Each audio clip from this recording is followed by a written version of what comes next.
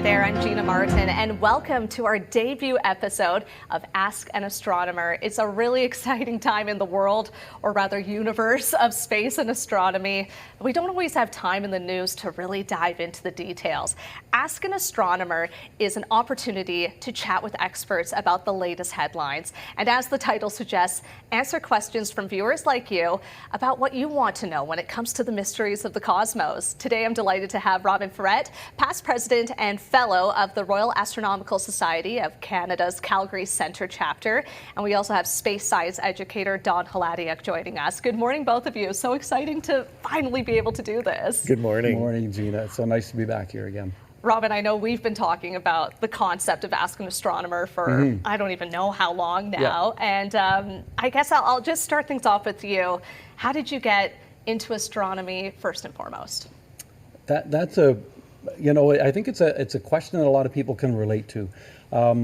I was drawn to astronomy with world events. I mean, we've got Artemis going on today, and I know we're going to talk about that.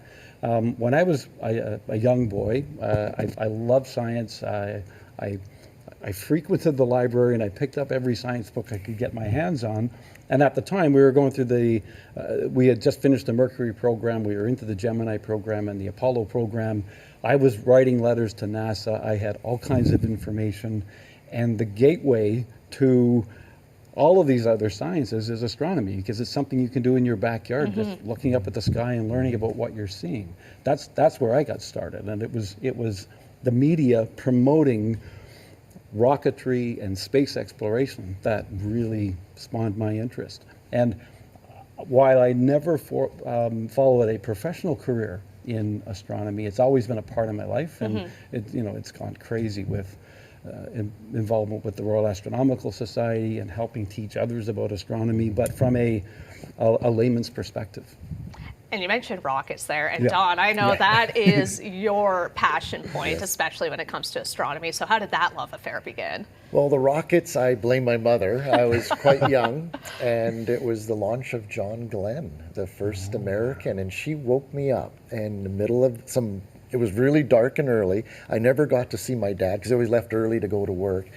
And I watched this launch on television, and I was just like, wow, this is really cool. Sending a human into orbit around the Earth was historical as the first American, not the first human. And ever since then, I just seem to have this passion of studying the night sky. I bought a telescope. I sold gift cards door to door to get enough money to buy my first little Tasco telescope. I think everyone just felt so sorry for this little guy and bought a little box of gift cards. Bought my first it was a horrible little Tasco. And it was on a rickety mount, and I could find the moon, and that was about it. My great uncle Sam came over. He was a navigator in the Second World War, and he said, point your telescope to that star over there. It was Saturn. Oh, the best planet, in my opinion. Yeah. And I could see the rings in my tiny little telescope, and ever since then, the night sky has been calling to me, and I've made it my kind of mission to share it with others, and I've been more kind of an educator. I'm not an astronomer like Robin. My background is actually, I did take astronomy in university with geology or earth science, but to share in a layman's sense the beauty of the night sky.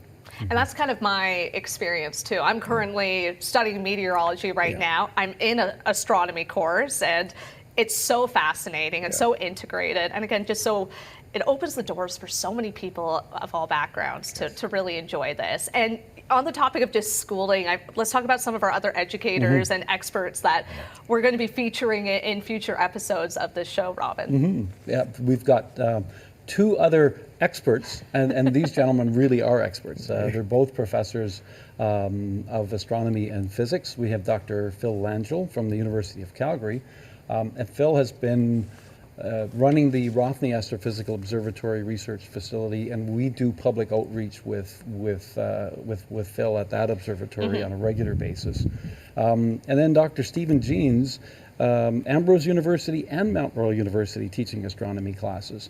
And Stephen is a past president of the Halifax Centre of the RASC, so he was again a member of this organization, but a professional member of the organization. And we're going to be drawing on both of those gentlemen in future segments to help answer those questions that are coming. But you from the guys public. are a wealth of knowledge as well. And Yes. yeah, you know, my hope just with this entire concept is we have the four core here, and maybe we integrate other experts too in the worlds of maybe AI and atmospheric sciences as well. It's all, like I mentioned, so integrated, and just really the advancements we're making. It's just such an exciting moment in history. It really is. Speaking of exciting moments, the big headline right now is Artemis II. At the time of this taping, it hasn't launched yet. Nothing's up in space, but we're all waiting for it, and the countdown is here. Dawn, why is this mission in particular so significant? It's historic in the sense that humans have not been back to the moon in over 50 years. This is the first crewed mission. Just think about it. This is the first crewed mission to go around the moon with a crew in over 50 years. I mean, it's amazing that it's taken this long. And the crew is going to be the first crew to ride this amazing rocket in front of me here, the SLS, or Space Launch System, and ride that capsule, which is at the end of the table, called the Orion spacecraft. They're the first humans that are going to actually ride in this spacecraft. Amazing. And you know, I look at such a diverse crew. It's got the first man of color, the first woman, the first non-American to leave Earth orbit and to go out to the moon, because all the Apollo astronauts were all white males, and most of them were fighter pilots. Right. And there was only one scientist, the very last, Dr. Harrison Schmitt was the only geologist that ever went to the moon. Everyone else was all fighter pilots. And so to me, this mission is starting to show the diversity of exploring the universe, or our solar system to start, I guess, and going back to our closest celestial neighbor, our moon. That's so exciting. And Robin, we have to talk about Jeremy Hansen, Canadian. Yep. Have you had the opportunity to meet this guy? What's he like? We have. So Jeremy was at our 2016 General Assembly in London, Ontario. He was a new astronaut. He was newly selected to the program, and he was our guest speaker at our annual convention. And it was thrilling. And to think that, I mean, that is 9 years ago, it's almost 10 years ago now, that he entered the program, and he's finally getting to launch. It's it's a huge commitment to get to where he is in his career, and it's a huge honor to be representing not just astronauts in general, but Canada as well. And to Dawn, the question you asked Dawn, I couldn't help but think that it's 50 years, and there are most of the population watching the segment weren't alive when we went to the moon before. Yeah. Exactly. Yeah. And conspiracy theories continue around. Did we go there? Yeah. Did we go there? So it'll be interesting to see how this plays out and how conspiracy theorists what creative take that. ideas. Are they going to believe it? Because it's perception it's a funny thing. It really is. And I had the pleasure of meeting Buzz Aldrin. Oh, you're kidding. Yeah, he and his wife were joking about the incident outside the restaurant where he had to punch somebody because he just reached his boiling point after hearing so many conspiracy theories about what they had accomplished and what it takes to get there. And what I like to say is, why would they fake it 6 times? I mean, like you think once would be enough. Like, why would you? And then have one that the Apollo 13 drama. Like, why would you fake it so many times? But then just there's go Rocky. at this point. There is the Rocky franchise. I mean. Oh, gosh. We'll save that for a future segment. Okay. One other thing I wanted to talk about when it comes to Artemis II, before we dive into some questions, is what this mission sets the stage for after this. And in particular, this is just me out of curiosity. I don't know if either of you know, but I mean, we have a Calgarian-based astronaut, Jenny Gibbons, who is helping with the crew of this mission. Could she potentially be in a future mission if this all goes well? Yeah, that's hard to say if she'll be on a future mission. She's backup, as you say, for Jeremy Hansen. Yeah. She is the backup and trained. She can if Jeremy, heaven forbid, got ill or something, she could fill in right away and continue on with the launch. But yeah, this is setting the stage for a lunar landing. So this, as I mentioned, this is the first time a crew will be inside the Orion capsule. When it flew the first time in Artemis 1, there was no life support system. There was there was no exercise equipment. There was no galley, no toilet. I mean, all the important things that you need on a long mission. So this crew is going to be testing that all out. And that's important before the future mission, because the next mission, Artemis 3, is to land on the moon. That's the goal of Artemis 3. And so this is like let's make sure the spacecraft works properly first, and then be ready to send humans back to the lunar surface. So exciting. Let's get to some questions, because I could yap about Artemis 2 Yep.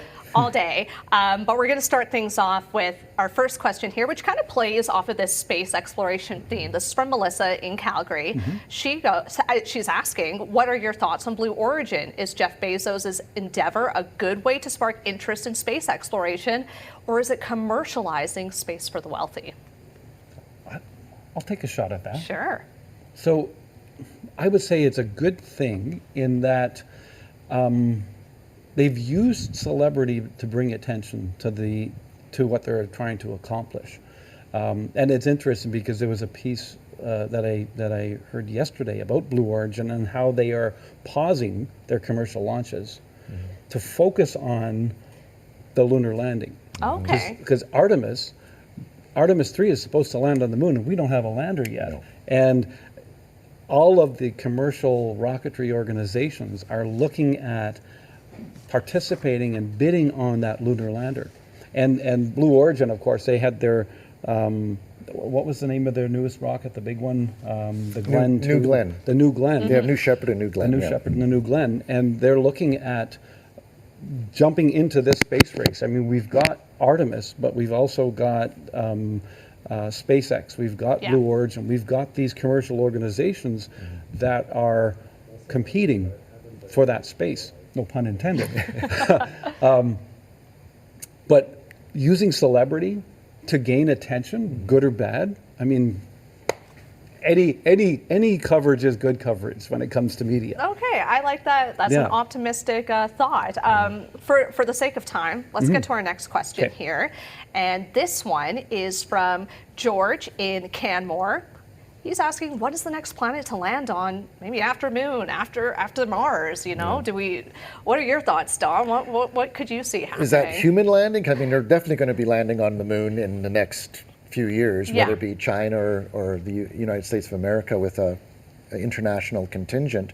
Mars for sure is the next test. This is all, the moon is just basically setting us up for Mars. Yeah, okay. That's the whole goal here. Artemis, the rocket, the capsule Orion is rated to go into deep space. That's the whole idea.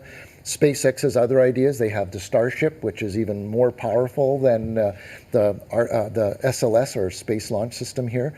But after that, that's a really good, because Venus has that horrendously it's too hot, and the pressure would be so difficult.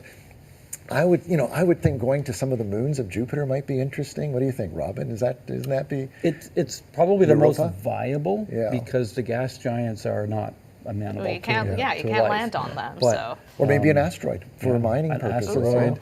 Oh, that's interesting. That's a really interesting one.